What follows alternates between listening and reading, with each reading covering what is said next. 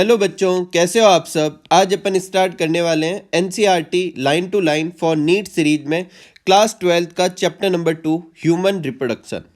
तो देखो, human reproduction जो होता है उसके कुछ सर्टेन इवेंट्स होते हैं। जैसे कि सबसे पहले होता है गैमेटोजेनेसिस, उसके बाद होता है इंसेमिनेशन, उसके बाद होता है फर्टिलाइजेशन, फिर इम्प्लांटेशन, फिर गेस्टेशन और फिर पार्चुरेशन। एक एक करके सब देखते हैं और ये सारी टर्म अपने इंट्रोडक्शन वाले पैराग्राफ में दे रखी है। तो सबसे पहले रिप्रोडक्टिव इवेंट में होता है फॉर्मेशन ऑफ गैमिट, इसको अपन कहते हैं गैमिटोजेनेसिस। उसके बाद में होता है transfer of sperm into the female genital tract. और ह्यूमन के केस में जो स्पर्म फीमेल के अंदर ट्रांसफर किए जाते हैं वो सीमन के फॉर्म में किए जाते हैं, तो इस प्रोसेस को कहते हैं इंसेमिनेशन।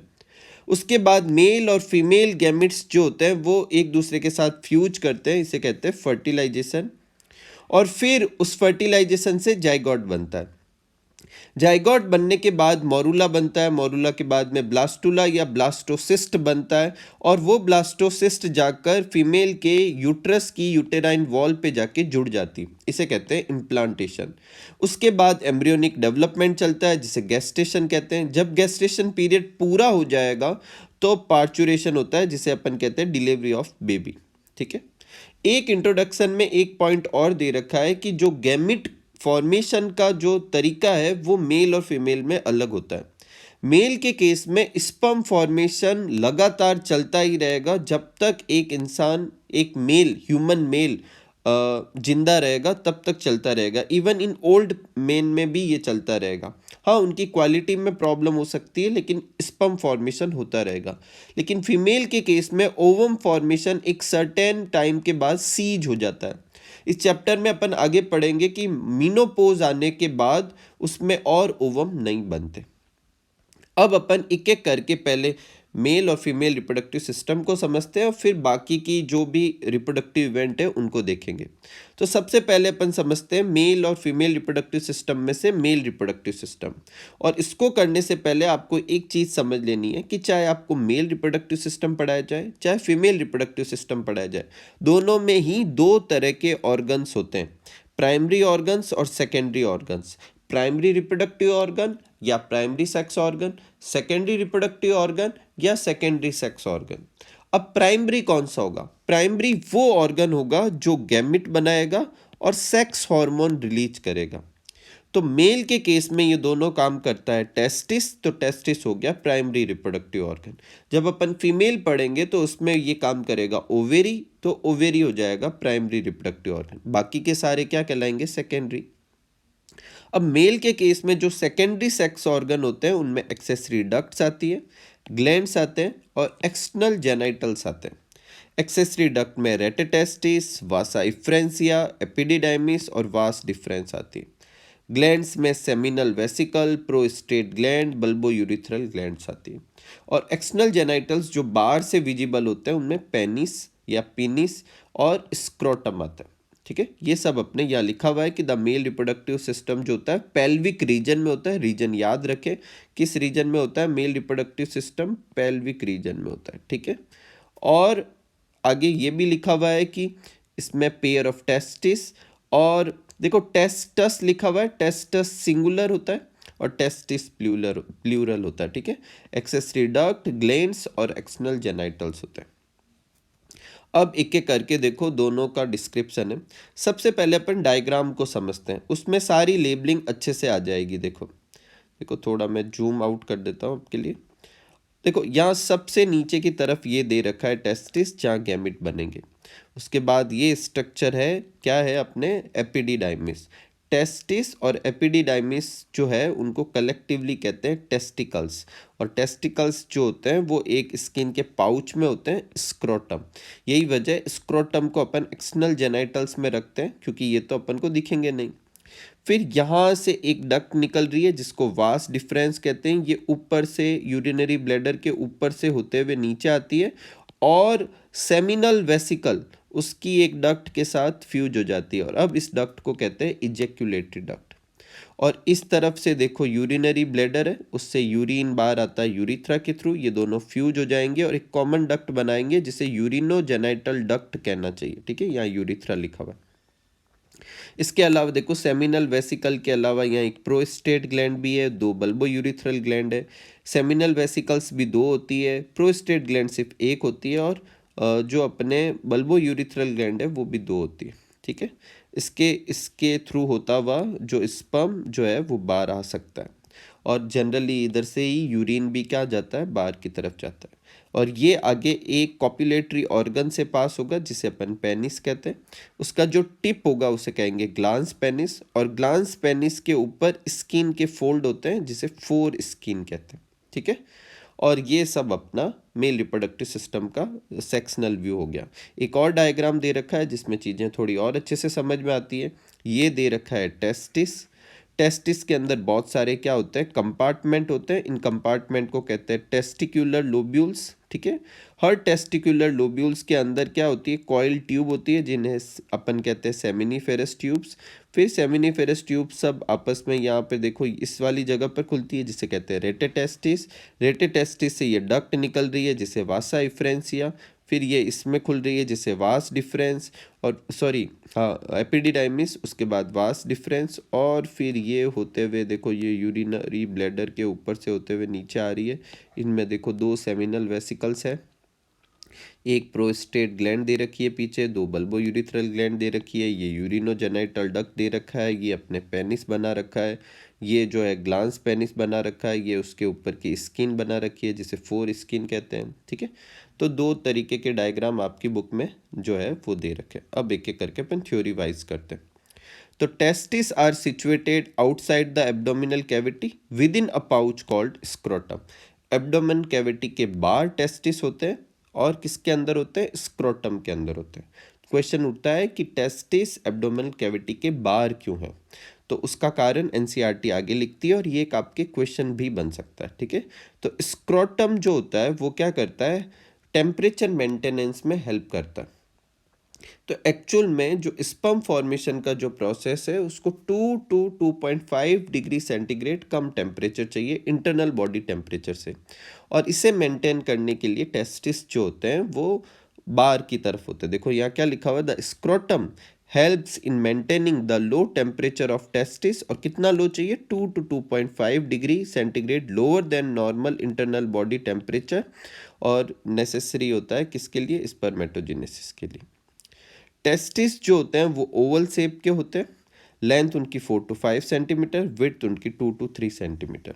हर टेस्टिस के अंदर कंपार्टमेंट होते हैं जो अभी अपन डायग्राम में देखे थे, जिन्हें टेस्टिकुलर लोब्यूल्स कहते हैं। कितने होते हैं, 250 होते हैं, और हर टेस्टिकुलर लोब्यूल्स के अंदर हाईली कॉइल ट्यूब्स होती है जिसे सेमिनिफेरस ट्यूब्यूल्स कहते हैं।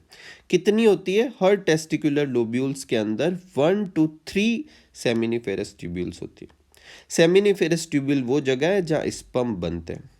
ठीक है, अब जब अपन सेमिनिफेरस ट्यूब्यूल का जब डायग्राम देखते हैं तो ये क्रॉस सेक्शन में सर्कुलर दिखती है, और इसकी जो सबसे बाहर वाली सेल्स की लेयर जो होती है जर्मिनल एपिथेलियम कहलाती है। उसमें 2 तरह की सेल होती है, एक सेल जो होती है वो गैमेट बनाने का काम करेगी, दूसरी गैमेट को नरिशमेंट देती है। एक को कहते हैं मेल जर्म सेल स्पर्मेटोगोनिया, और दूसरी को कहते हैं Sertoli cell. The male germ cell जो होती है वो मियोटिक डिवीजन शो करेगी और स्पर्म बनाएगी, और सर्टोली सेल न्यूट्रिशन प्रोवाइड करवाने का काम करेगी। ठीक है, तो सेमिनिफेरस ट्यूब्यूल की जो लाइनिंग होती है जर्मिनल एपिथेलियम, उसमें कितने तरह की सेल होती है, 2 टाइप्स की सेल होती है, मेल जर्म सेल और सर्टोली सेल। ठीक है, मेल जर्म सेल से क्या बनता है, अपने स्पर्म बनेगा मियोटिक डिवीजन से, और सर्टोली सेल न्यूट्रिशन प्रोवाइड करवाएगी। इसके अलावा सेमिनिफेरस ट्यूब्यूल के आउटसाइड का जो रीजन होता है, जैसे मान लो कि एक डायग्राम अपनी बुक में दे रखा है, इस वाले डायग्राम को देखो, ये जो है सेमिनिफेरस ट्यूब्यूल है, ये सेमिनिफेरस ट्यूब्यूल है, ये सेमिनिफेरस ट्यूब्यूल है, ये सेमिनिफेरस ट्यूब्यूल है। तो इसके बाहर का जो ये रीजन जो है, जो यहाँ पर थोड़ा डार्क कलर में शो कर रखा है, ये वाला रीजन, ये इंटरस्टीशियल स्पेस कहलाएगा। यहाँ जो सेल होती है उसे इंटरस्टीशियल सेल कहते हैं। ठीक है, उसमें इम्यूनो कम्पिटेंट सेल भी होती है, और यहाँ पर जो ये इंटरस्टीशियल सेल है वो उन्हें लेडिक सेल भी कहते हैं। और ये लेडिक सेल देखो यहाँ लिखा हुआ ना, interstitial space contain small blood cells, interstitial cell जिसे लेडिक सेल कहते हैं, और यही लेडिक सेल टेस्टिक्यूलर हार्मोन या एंड्रोजन या टेस्टोस्टेरोन सिक्रेट करती है। यहाँ पर इम्यूनोलॉजिकल कॉम्पिटेंट सेल भी प्रेजेंट होती है। अब बात आती है मेल की एक्सेसरी डक्ट पर।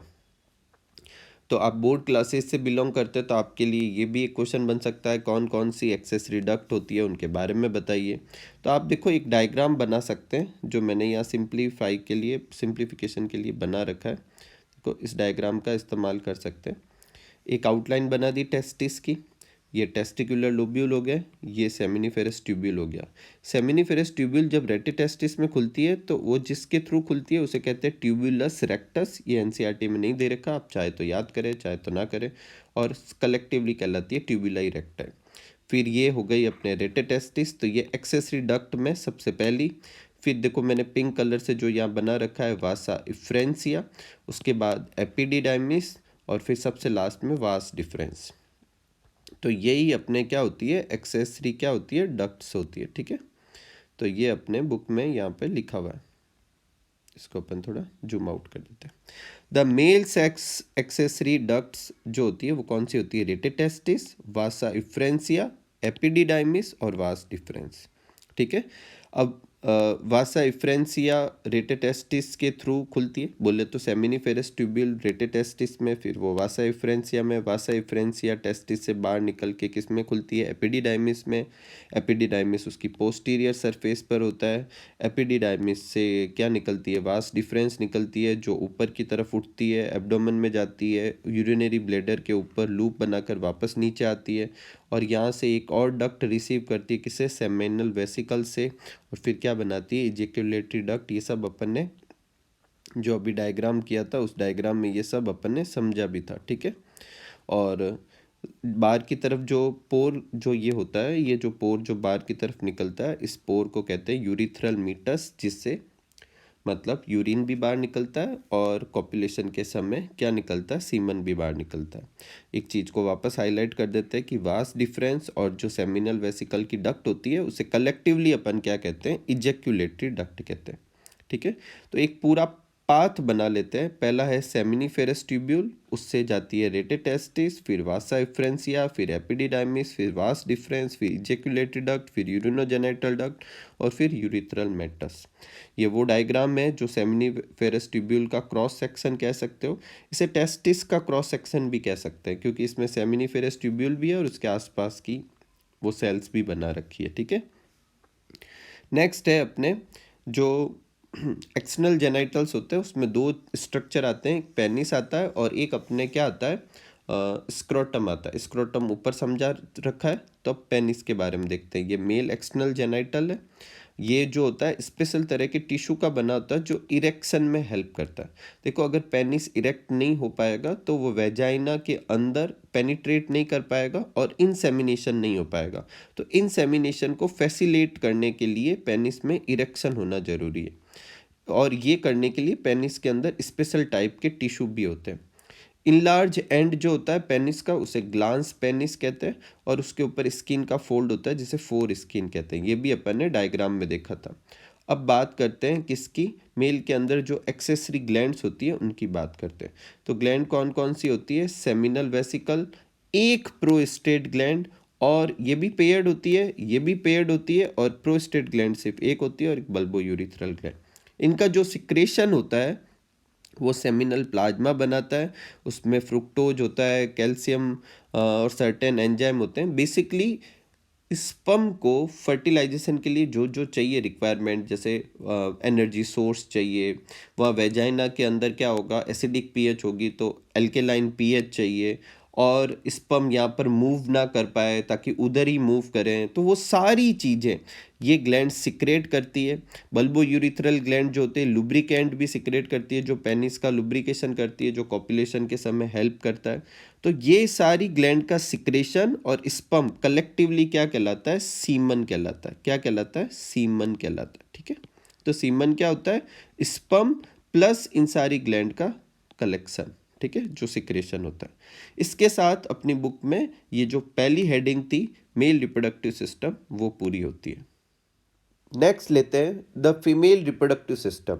मेल रिप्रोडक्टिव सिस्टम की तरह ही फीमेल रिप्रोडक्टिव सिस्टम में भी दो तरह के सेक्स ऑर्गन होते हैं, प्राइमरी सेक्स ऑर्गन ओवेरी, और सेकेंडरी सेक्स ऑर्गन जो होती है एक्सेसरी डक्ट्स, एक्सटर्नल जेनिटल्स और मेमोरी ग्लैंड। ठीक है, इसमें भी कुछ ग्लैंड्स और भी होती है लेकिन वो अपने एनसीईआरटी में नहीं दे रखी।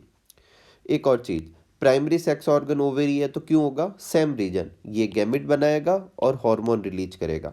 एक्सेसरी डक्ट कौन कौन सी होती है, ओविडक्ट जिसे फैलोपियन ट्यूब नाम से भी जानते हैं अपन, यूट्रस, सर्विक्स और वेजाइना। एक्सटर्नल जेनाइटल्स में यहाँ पर बहुत सारे और एक्सटर्नल जेनाइटल्स आते हैं, mons pubis, labia majora, labia minora, hymen, clitoris और मेमोरी ग्लैंड, एक पेयर ऑफ मेमोरी ग्लैंड, वो भी एक्टिव मेमोरी ग्लैंड जिससे मिल्क बन सकता है। तो देखो ये सब अपन पढ़ते हैं यहाँ पे। The female reproductive system consist of a pair of ovaries along with a pair of oviduct, uterus, cervix, vagina, external genitals located in pelvic region. Male और फीमेल रिप्रोडक्टिव सिस्टम दोनों ही कौन से रीजन में होते हैं, पेल्विक रीजन में।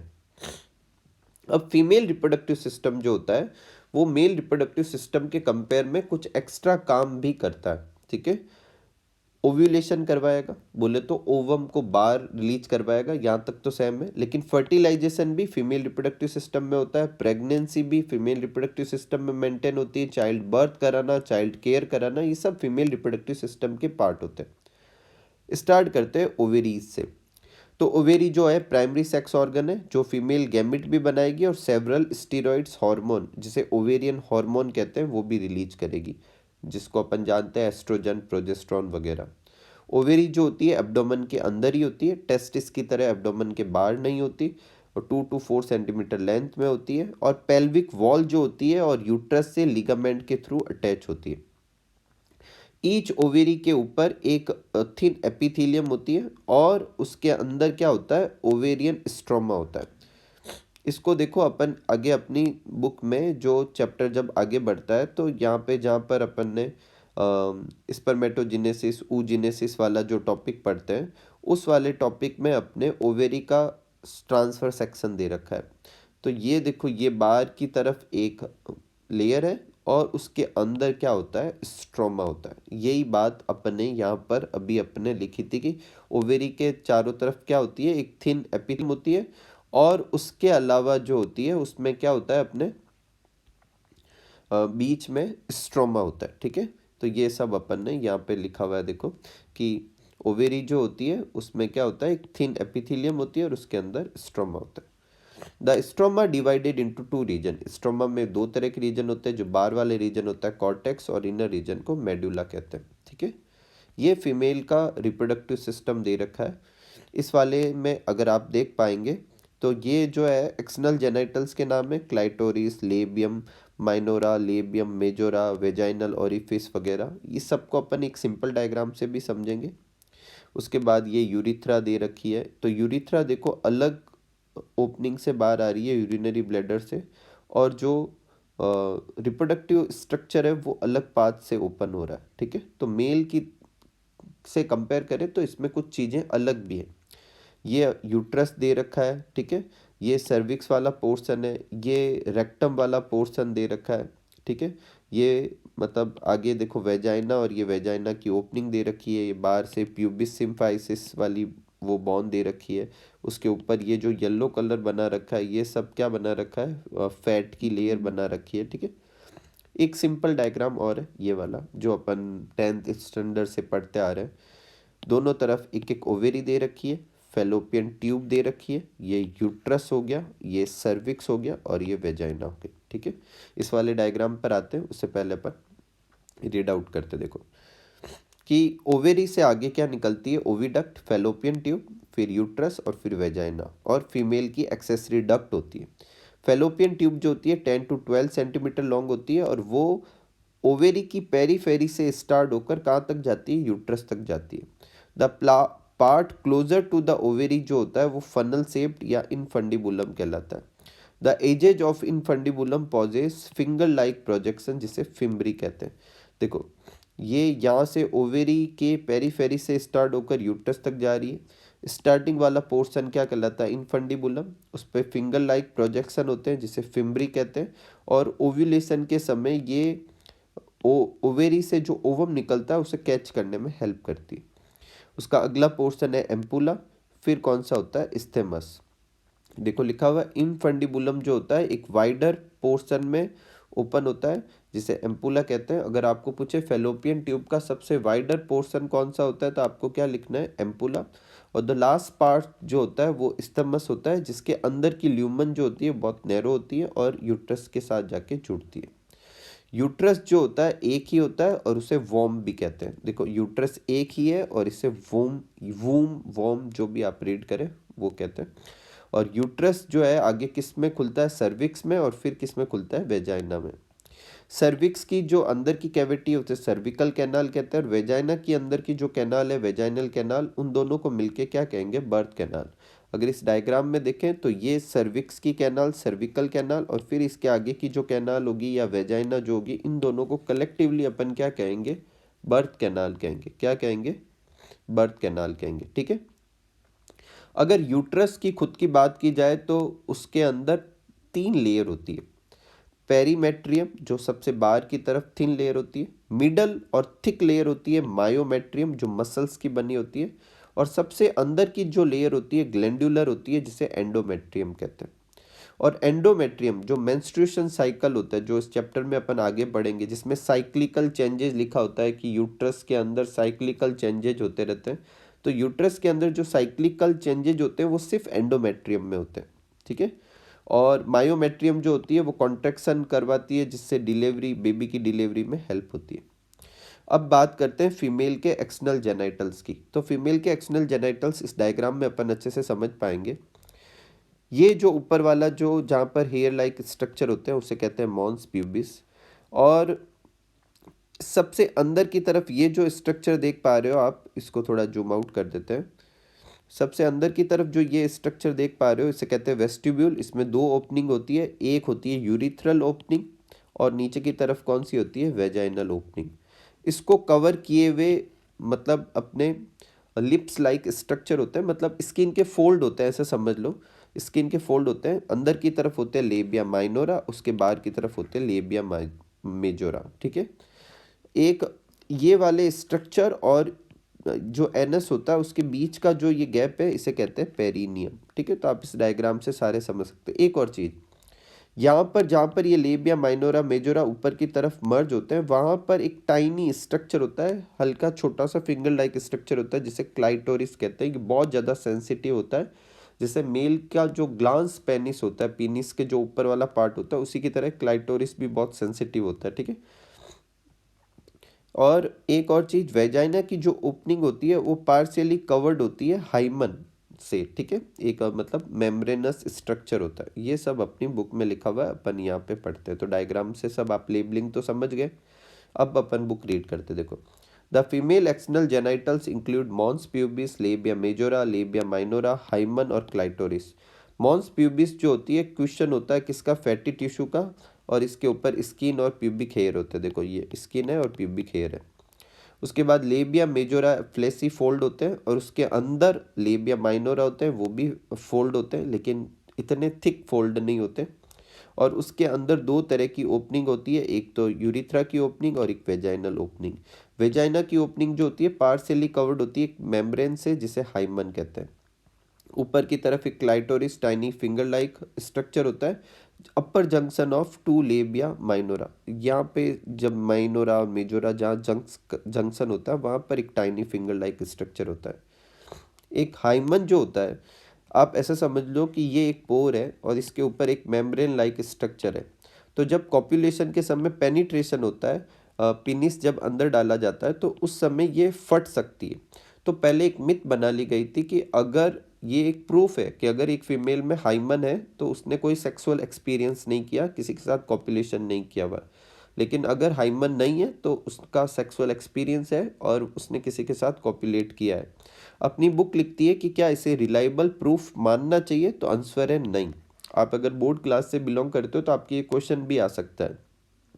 अब क्यों नहीं मानना चाहिए, उसके लिए एनसीईआरटी 2 कारण लिखती है कि भाई हाइमन मानते हैं कि जनरली फर्स्ट क्वाइटस के समय टॉन या फट जाती है, लेकिन कभी कभी इसके फटने के कारण दूसरे भी हो सकते हैं, जैसे कि सडन फॉल हो गया, जॉल्ट हो गया, या वेजाइनल टेम्पॉन जो इस्तेमाल करते हैं उसकी वजह से हो गया, या किसी एक्टिव स्पोर्ट जैसे कि हॉर्स राइडिंग, साइकिलिंग, इनमें भी ये हट सकती है। और कुछ वीमन के केस में ये क्वाइटस के बाद भी परसिस्ट कर सकती है। तो यही वजह है कि हाइमन को अपन रिलायबल इंडिकेटर ऑफ वर्जिनिटी नहीं मान सकते। नेक्स्ट जो अपनी बुक में डायग्राम दे रखा है वो दे रखा है मेमोरी ग्लैंड का। देखो मेमोरी ग्लैंड जो होती है उसमें देखो सबसे अंदर तो अपन को एक चीज़ समझनी है जो मैं आपको इस दर बता देता हूँ। एक मेमोरी ग्लैंड के अंदर दो तरह के स्ट्रक्चर होते हैं, ग्लैंडुलर टिश्यू होते हैं और साथ में वेरिएबल अमाउंट ऑफ फैट होती है। ग्लैंडुलर टिश्यू जो होते हैं उसमें होती है मेमोरी लोब्स जो 15 to 20 होते हैं। देखो यहाँ पर ये बना रखे हैं, आप देख पा रहे हैं, ये एक लोब है, ये दूसरा है, ऐसे 15 to 20 लोब्स होते हैं।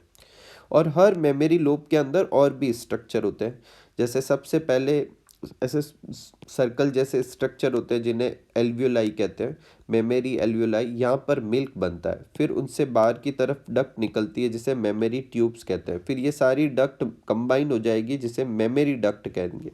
फिर ये फूला हुआ पोर्शन दिख पा रहे हो जिसे एम्पूला कहते हैं। और फिर एक और डक्ट जैसा स्ट्रक्चर होता है जिसे लैक्टिफेरस डक्ट कहते हैं। और फिर ये आगे की तरफ एक स्ट्रक्चर में खुलता है जिसे कहते हैं निप्पल। निप्पल की तरफ चारों तरफ सर्कल पैटर्न में क्या होता है, पिगमेंटेड एरिया होता है जिसे एरियोला कहते हैं। ठीक है, पीछे की तरफ देखो ये पेक्टोरलिस मेजर मसल्स शो कर रखी है, ये रिप्स शो कर रखी है, रिप्स के बीच की मसल्स शो कर रखी है। ठीक है, तो एक मेमोरी ग्लैंड में या ब्रेस्ट के स्ट्रक्चर में ग्लैंडुलर टिश्यू होता है और साथ में वेरिएबल अमाउंट ऑफ फैट होती है। यही सारी लाइनें यहाँ पर अपने लिखा हुआ है। मिल्क जो है उसका बनना होता है एल्वियोलाई में, उसके बाद मेमोरी ट्यूब्यूल्स, फिर मेमोरी डक्ट, फिर एम्पूला, फिर लैक्टिफेरस डक्ट से होता हुआ बाहर आएगा। ठीक है, वहाँ से सक करना पड़ेगा जो बच्चा होगा उसको। ठीक है, तो इसके साथ अपने फीमेल रिप्रोडक्टिव सिस्टम जो होता है वो भी पूरा होता है। नेक्स्ट अपना टॉपिक है गैमेटोजेनेसिस। तो देखो गैमेटोजेनेसिस को मैं आपको पहले ही समझा देता हूँ चार्ट बनाकर। दो तरह के गैमेटोजेनेसिस होंगे, आप सब जानते हैं। स्पर्मेटोजेनेसिस जिससे स्पर्म बनेगा, oogenesis जिसमें ओवम बनेगा। दोनों को साइड बाई साइड कंपेयर करके समझते हैं। देखो स्पर्मेटोजेनेसिस जो होता है वो टेस्टिस में होता है, टेस्टिस की सेमिनिफेरस ट्यूब्यूल में होता है। और उसकी जो लाइनिंग होती है उसे जर्मिनल एपिथेलियम कहते हैं, जिसमें दो तरह की सेल होती है, एक से स्पर्मेटोगोनिया बनती है और एक क्या होती है, सर्टोली सेल, जो कि न्यूट्रिशन प्रोवाइड करवाती है। अब जहाँ तक स्पर्मेटोगोनिया की बात करते हैं, देखो पहले इन्हें प्रीमोर्डियल जर्म सेल पीजीसी कह सकते हैं, फिर उससे डिवीजन होते हैं, स्पर्मेटोगोनिया बनते हैं। और इन एक सेल जो है वो डिवाइड करके बार बार माइटोसिस से डिवाइड करके बहुत सारी स्पर्मेटोगोनिया बना सकती है। और ये करने की एबिलिटी हर एक सेल में होती है। और हर एक सेल डिवाइड करके बहुत सारे स्पर्मेटोगोनिया बना सकते हैं। इनमें से कुछ स्पर्मेटोगोनिया आगे का साइकिल चलाएंगे, कुछ डिवाइड करके और स्पर्मेटोगोनिया बना देंगे। यही वजह है कि मेल में ये साइकिल हमेशा ही चलता रहता है। फीमेल में यहाँ से ये सेल डिवाइड करके बहुत सारी ऊगुन, यहाँ पहले फीमेल में oogenesis कहाँ होता है, ओवेरी के अंदर होता है। और ओवेरी की लाइनिंग उसे भी जर्मिनल एपिथेलियम कहेंगे, उसमें कोई सर्टोली सेल जैसी सेल नहीं होती। यहाँ पर भी बहुत सारे माइटोसिस से बहुत सारी सेल बनेगी जिसे ऊगोनिया कहेंगे। स्पर्मेटोगोनिया ऊगोनिया दोनों ही डिप्लॉयड होती है क्योंकि ये माइटोसिस से बनी है। और यहाँ तक के फेज को कहते हैं मल्टीप्लिकेशन फेज। अब उसके बाद इस स्पर्मेटोगोनिया में से कोई एक सेल जो होती है न्यूट्रिशन वगैरह एक्वायर करके बड़ी हो जाती है, उसे कहते हैं प्राइमरी स्पर्मेटोसाइट। अभी भी कोई डिवीजन नहीं हुआ मियोसिस, इसलिए ये भी डिप्लॉयड है। इस फेज को कहते हैं ग्रोथ फेज। इसके बाद इस जो प्राइमरी स्पर्मेटोसाइट है इसमें मियोसिस होगा। पहले होगा मियोसिस फर्स्ट, उससे दो सेकेंडरी स्पर्मेटोसाइट बनेगी। और फिर होगा मियोसिस सेकेंड, जिससे हर एक से दो और टोटल कितनी, चार स्पर्मेटिड बन जाएंगे। स्पर्मेटिड वैसे तो स्ट्रक्चर बन चुका है, लेकिन ये जो है ओवम को पेनिट्रेट नहीं कर पाएगा, ये नॉन मोटाइल है, तो फिर इसमें कुछ स्ट्रक्चरल चेंजेज लाने पड़ेंगे। तो स्पर्मेटिड से फिर स्पर्म बनते हैं जो कि मोटाइल होते हैं। इसके पास में ओवम को जो है पेनिट्रेट करने के लिए कुछ एंजाइम होते हैं। ये हुआ स्पर्मेटोजेनेसिस। पहला फेज जो है वो मल्टीप्लिकेशन फेज कहलाता है, ये ग्रोथ फेज कहलाता है, ये मैच्योरेशन फेज कहलाता है। और यहाँ तक के पार्ट को, इन तीनों पार्ट को कहते हैं स्पर्मेटोसाइटोजेनेसिस। और फिर स्पर्मेटिड से स्पर्म बनते हैं जिसे स्पर्मियोजेनेसिस कहते हैं।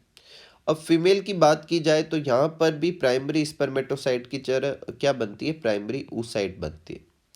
फिर प्राइमरी oocyte में मेल की तरह ही मियोसिस होता है। मियोसिस फर्स्ट से फ़र्क ये है कि यहाँ प्राइमरी स्पर्मेटोसाइट से 2 सेकेंडरी स्पर्मेटोसाइट बनती है और यहाँ पर प्राइमरी उस साइड से सिर्फ एक सेकेंडरी उस साइड और एक पोलर बॉडी बनेगी।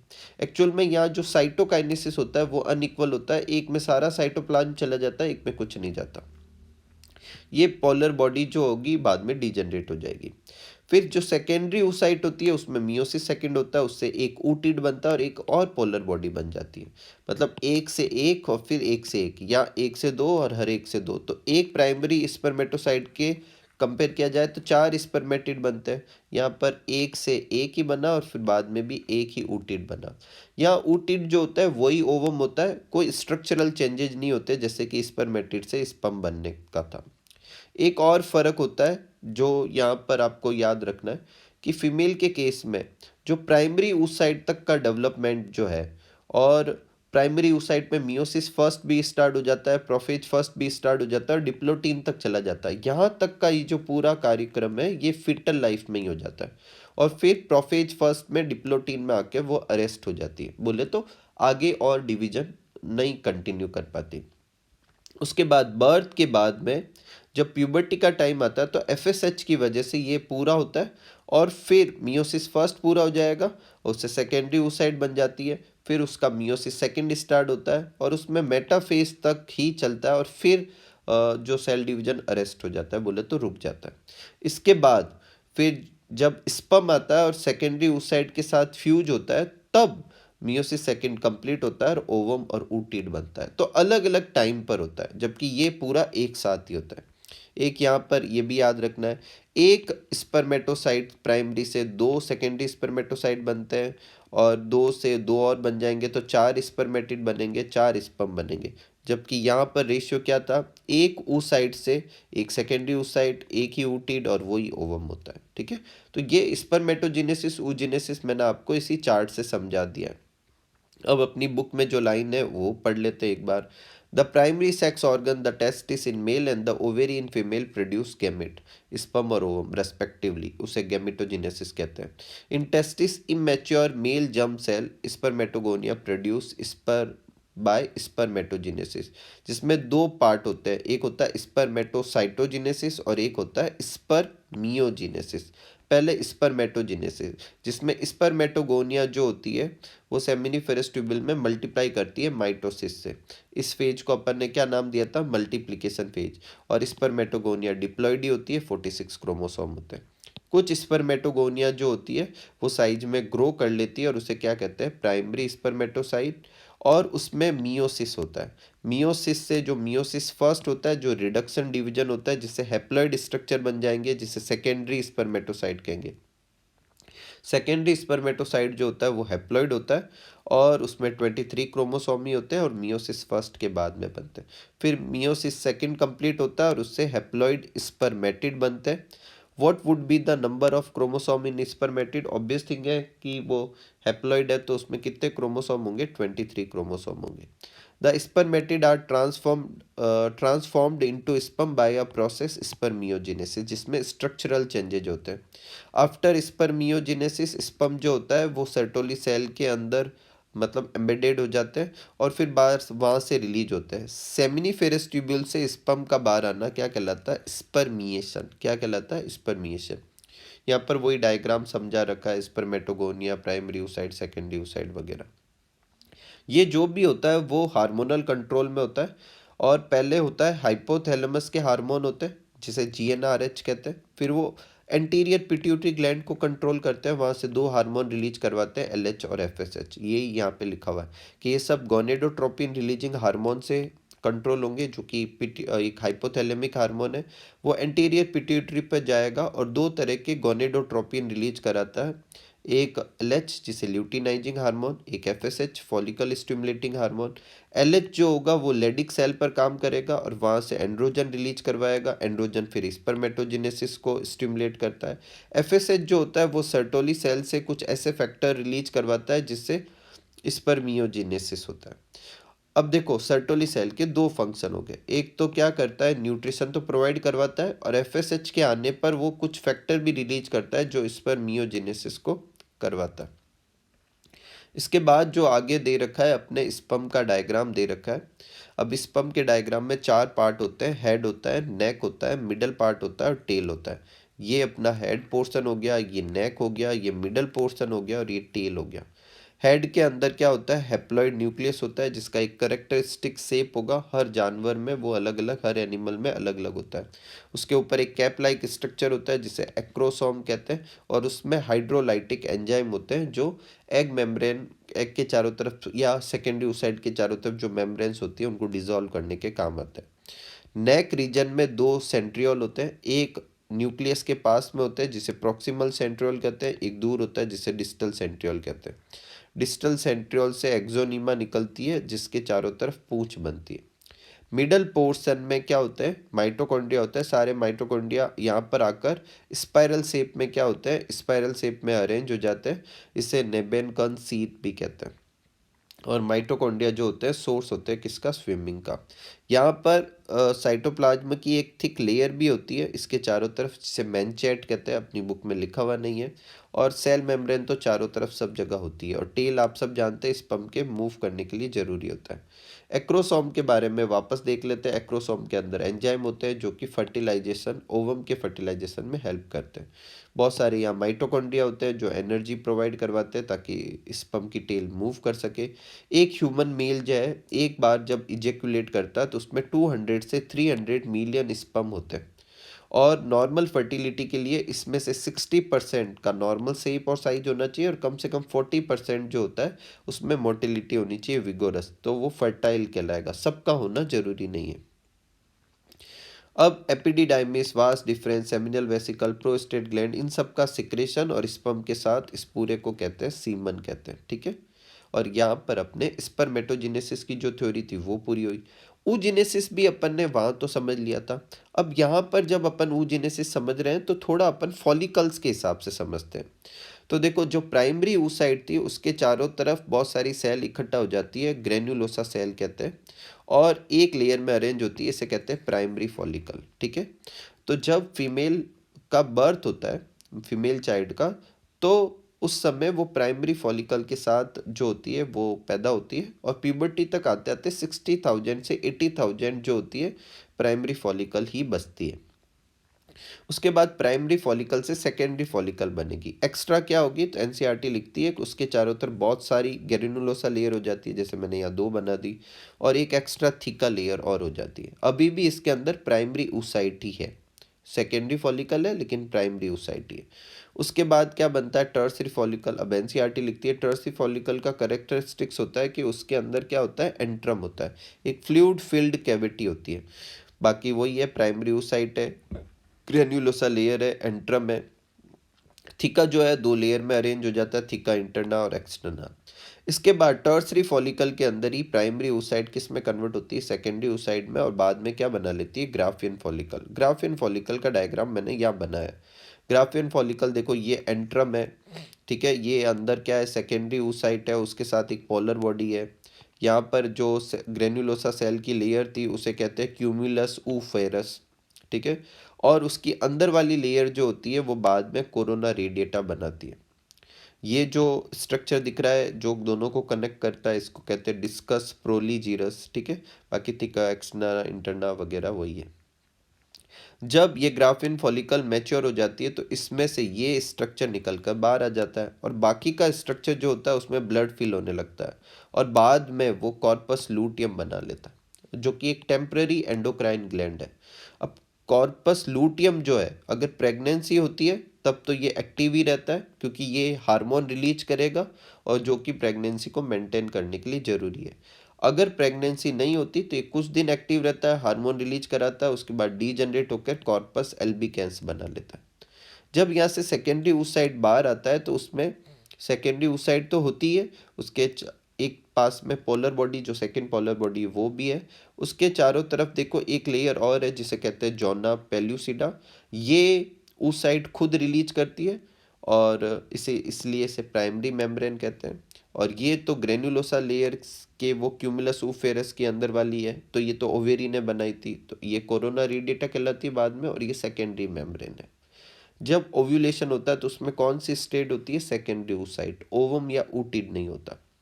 यही सब अपने यहाँ सब पे लिखा हुआ है, ठीक है। तो यहाँ तक अपने जो है स्पर्मेटोजेनेसिस oogenesis वो दोनों भी क्या होते हैं, कंप्लीट होते हैं। नेक्स्ट टॉपिक है अपना मेंस्ट्रुएशन साइकिल। देखो बेसिकली क्या होता है कि जो मैमल्स जो होते हैं उनकी जो फीमेल्स जो होती है उनके रिप्रोडक्टिव ट्रैक में साइक्लिकल चेंजेज आते हैं। इस चेंजेज को कहते हैं रिप्रोडक्टिव साइकिल। ये दो तरह के होते हैं, एक होता है ऑस्ट्रस साइकिल या एस्ट्रस साइकिल और दूसरे होते हैं मेंस्ट्रुएशन साइकिल। तो मेंस्ट्रुअल साइकिल जो होते हैं वो सिर्फ फीमेल प्राइमेट्स में होते हैं, जैसे कि मंकी, एप्स और ह्यूमन बींग्स में। और ये एस्ट्रस साइकिल से अलग कैसे होता है कि ये साइकिल जो होते हैं हर मंथ आते हैं, जब तक कि मतलब एक स्टार्ड मेंस्ट्रुएशन साइकिल जिसे अपन मीनार की या मीनार कहते हैं, और उससे लेकर जब तक ये ख़त्म होते हैं मीनोपोज, तब तक लगातार हर मंथ टू मंथ चलते रहते हैं। हाँ, इनके बीच में अगर प्रेगनेंसी है तो एब्सेंट होते हैं, बाकी ये चलते रहते हैं। और इसके अंदर जो होती है फीमेल क्या करती है, अपने आप को पॉसिबल प्रेगनेंसी के लिए क्या करती है, प्रिपेयर करती है। अगर इन केस कॉपुलेशन नहीं होता तो जितनी भी प्रिपरेशन है वो सब सीड ऑफ होगी यूट्रस से, वॉल और ब्लड वेसल्स और बहुत सारी चीज़ें ब्लड के थ्रू बाहर आ जाएगी। एस्ट्रस साइकिल जो होता है वो ऐसे लगातार नहीं चलता, वो एक पर्टिकुलर सीजन में चलेगा, उसमें कोई ब्लीडिंग वगैरह ऐसा नहीं होता। अगर इन केस कॉपुलेशन नहीं होता तो जितनी भी वो चीज़ें जो सेड होती है मेंस्ट्रुएशन साइकिल में, एस्ट्रस साइकिल में वो रीअब्जॉर्ब हो जाती है। उनमें एक हीट पीरियड भी होता है, मेंस्ट्रुएशन साइकिल में ऐसा भी नहीं होता। तो वापस आते हैं, ये एक तरह का साइक्लिकल चेंजेज है। किस किस में होता है, ओवेरी में भी होगा और ओवेरी की वजह से यूट्रस में भी होगा, किस में होगा, फीमेल की प्राइमेट्स में।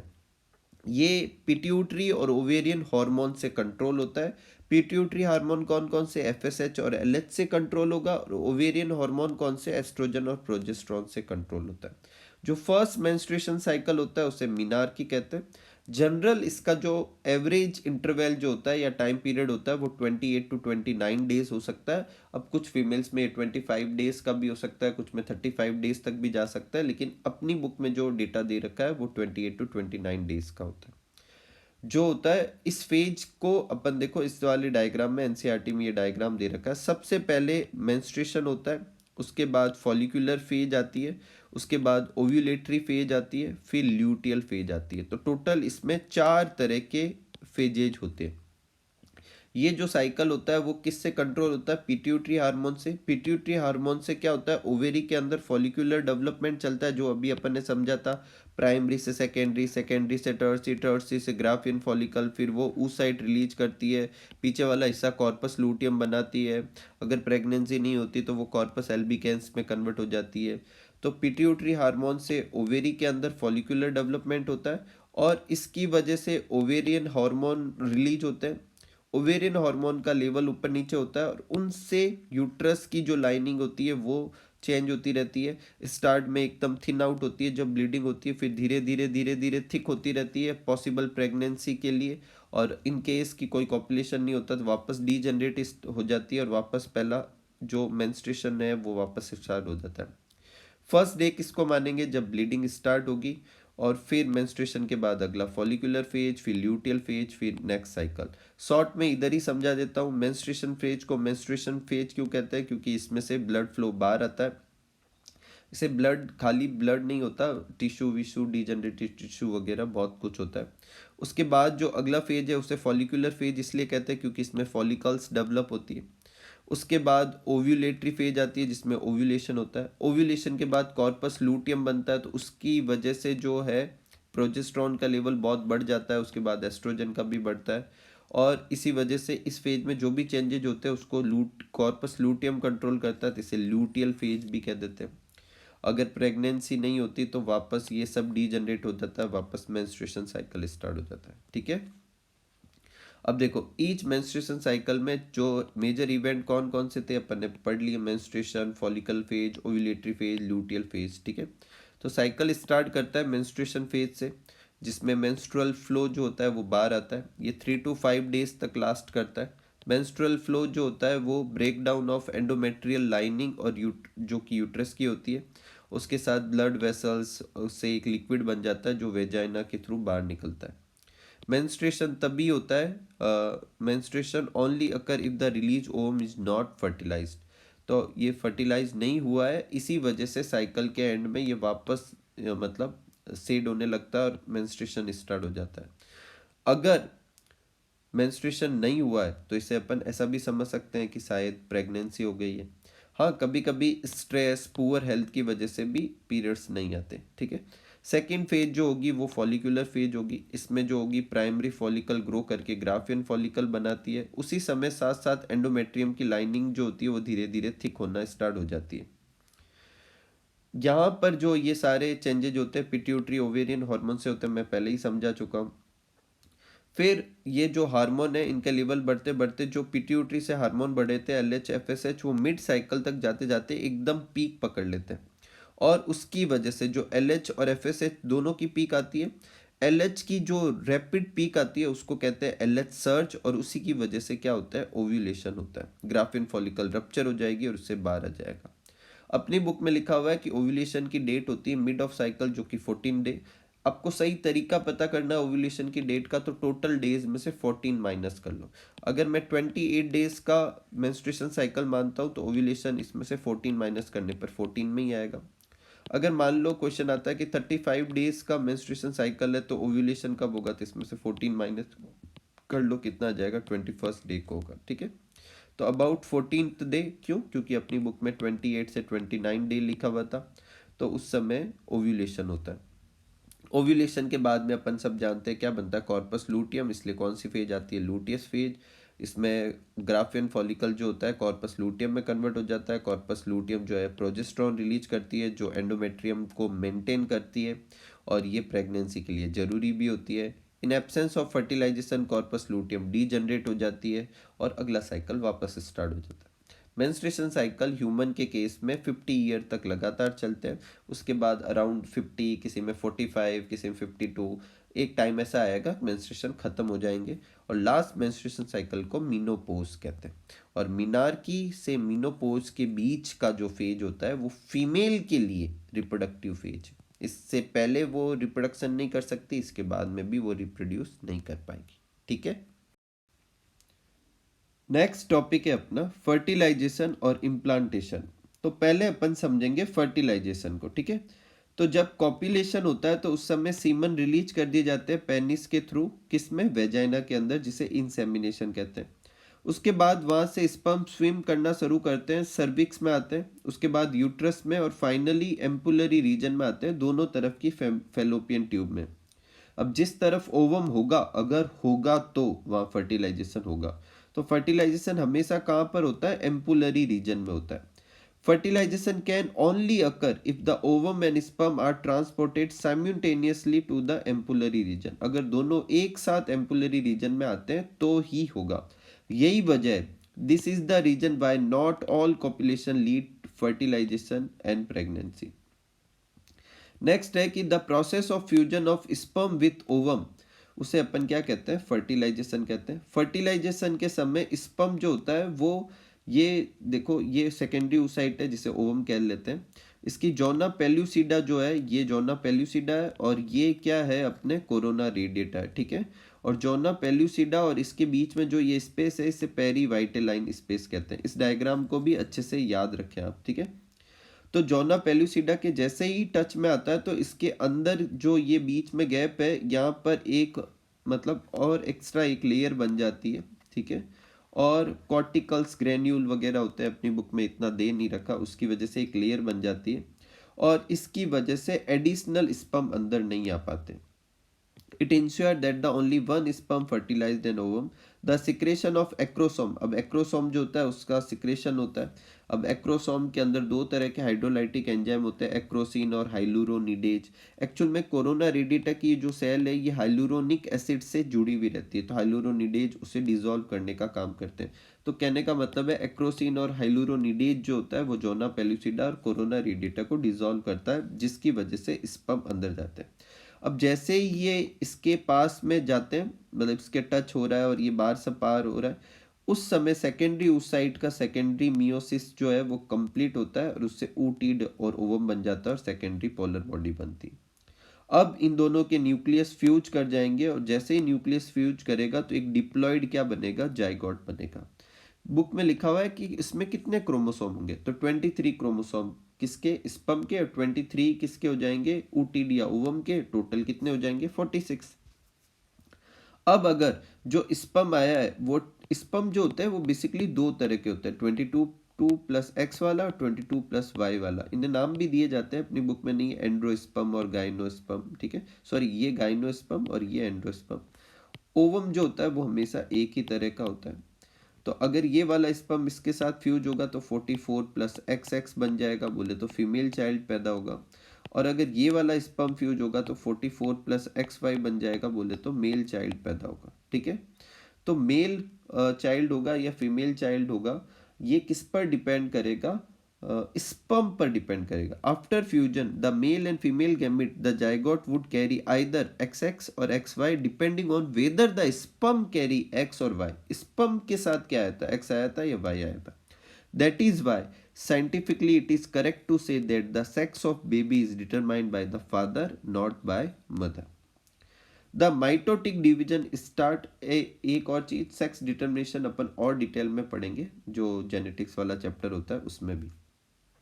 Next the mitotic division start, उसके बाद में क्या होता है, जाइगोट में माइटोसिस होता है। तो ये माइटोसिस से दो दो चार सेल बनती है, लेकिन ये माइटोसिस थोड़े अलग होते हैं। इसमें जो होता है साइटोकाइनेस, जो कैरियोकाइनेसिस तो होता है, लेकिन साइटोकाइनेसिस से डिवाइड तो हो जाएगी लेकिन वापस ग्रोथ नहीं होती।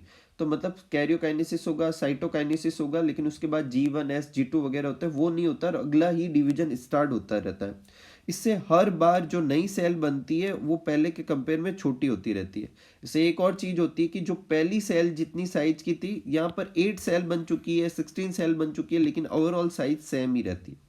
इस तरह के माइटोटिक डिवीजन को क्लीवेज कहते हैं। क्या कहते हैं, क्लीवेज कहते हैं। क्लीवेज माइटोसिस से अलग कैसे, वैसे तो माइटोसिस ही है, लेकिन इसमें जो डॉटर सेल बनती है वो अपना साइटोप्लाज्म में ग्रो नहीं करवा पाती, उससे पहले फिर डिवाइड कर लेती है, ठीक है। इस तरह के डिवीजन को क्लीवेज कहते हैं।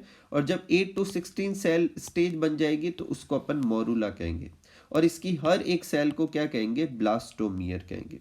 अभी भी इसके चारों तरफ जोना पेलुसिडा अभी भी है। अगर कोई पूछे जोना पेलुसिडा अभी भी क्या कर रही है मोरूला के चारों तरफ, तो ये अनवांटेड इम्प्लांटेशन को क्या करती है, रोकती है।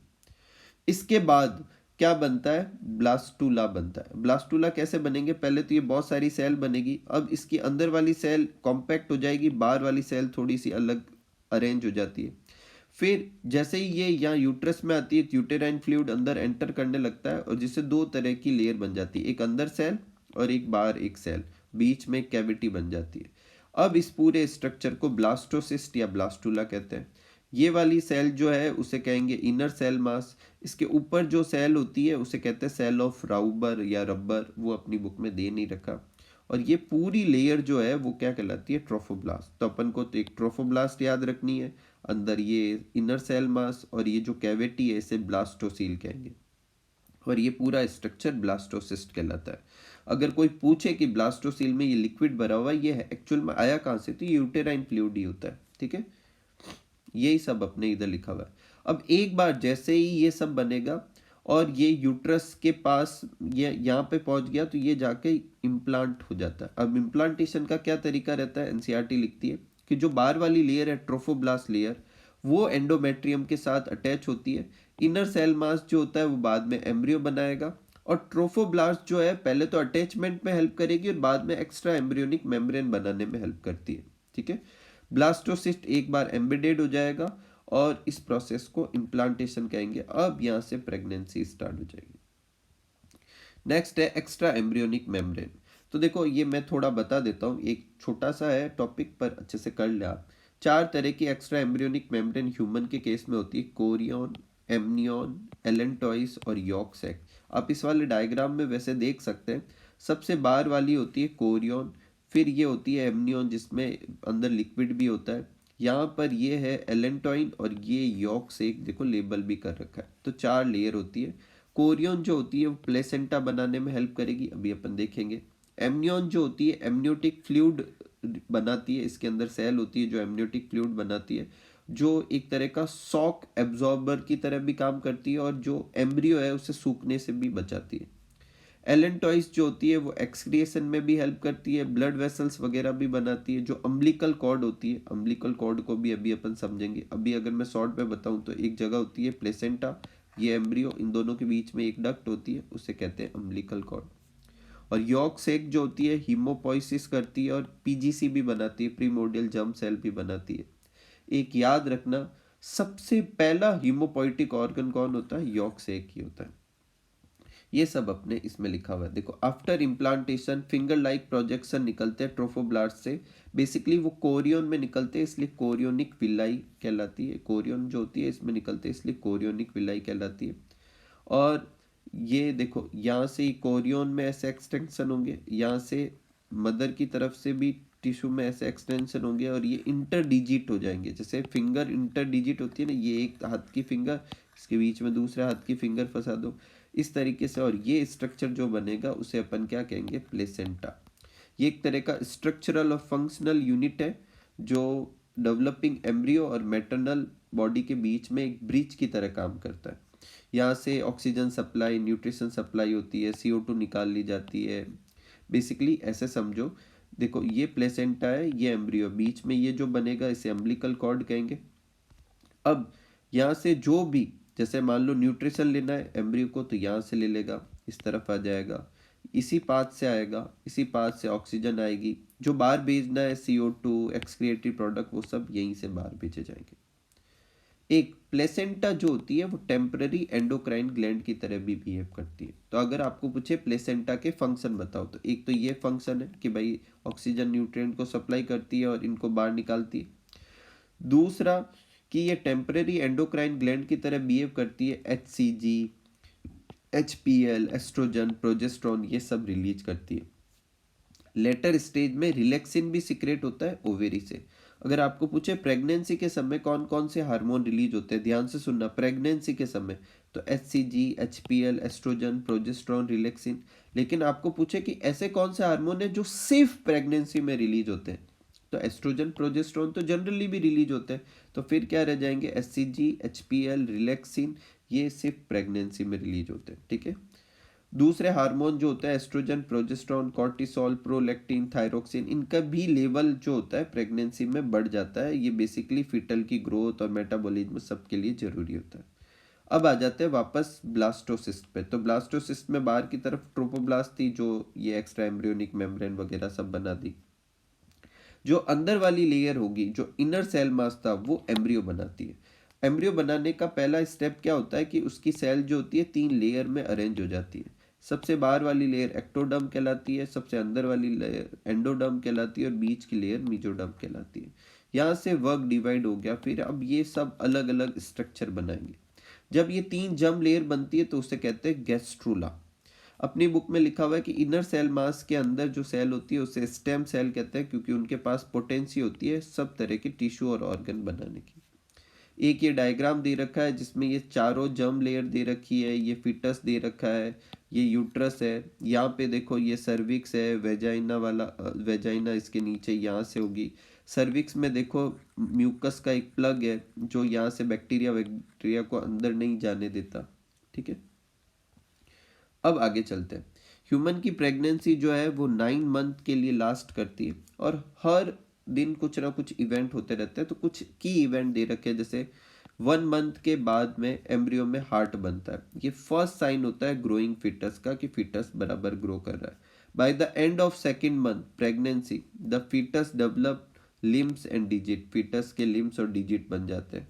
By the end of 12 week, जब 12 वीक हो जाएगा तो उसे फर्स्ट ट्राइमेस्टर कहेंगे। ठीक है, मतलब 3 महीने का एक कलेक्शन। एक्चुअल में यह 4 हफ्ते को 1 मंथ माना जाता है, 12 वीक को 3 मंथ, तो वो first trimester. Most of the major organ वगैरह बनना शुरू हो जाते हैं, लिम्स, एक्सनल जेनाइटल ऑर्गन, ये सब डेवलप्ड होना स्टार्ट हो जाते हैं। First movement of foetus and appearance of hair and head are usually observe during the 5th month. By the end of the about 24th week या second trimester, the body is covered with fine hair, eyelid separate हो जाती है, eyelashes बन जाती है। 9 month तक आते आते प्रेगनेंसी में फिटस पूरी तरीके से डेवलप हो जाता है और वो डिलीवरी के लिए क्या होता है? तैयार होता है। अब आता है चैप्टर का सबसे लास्ट टॉपिक जो कि है पार्चुरेशन और lactation.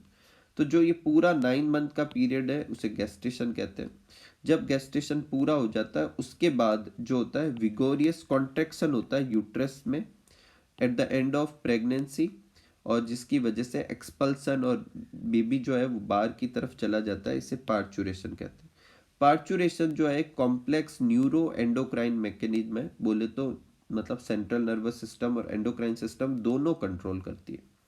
The signal of parturition originate by fully developed foetus. Foetus खुद ये इंड्यूस करवाएगा। वो क्या कराता है, स्टार्टिंग में हल्के से माइल्ड यूटेराइन कॉन्ट्रैक्शन करवाता है, उसे फीटल इजेक्शन रिफ्लेक्स कहते हैं। अब इसकी वजह से इजेक्शन रिफ्लेक्स की वजह से क्या होता है कि जो मदर होती है उसके मायोमेट्रियम में कॉन्ट्रैक्शन होने लगता है। इस कॉन्ट्रैक्शन की वजह से मैटरनल पिट्यूटरी ग्लैंड जो होती है वो स्टिमुलेट हो जाती है और ऑक्सीटोसिन सिक्रेट करती है। ये ऑक्सीटोसिन जाकर मायोमेट्रियम में और कॉन्ट्रैक्शन कराती है।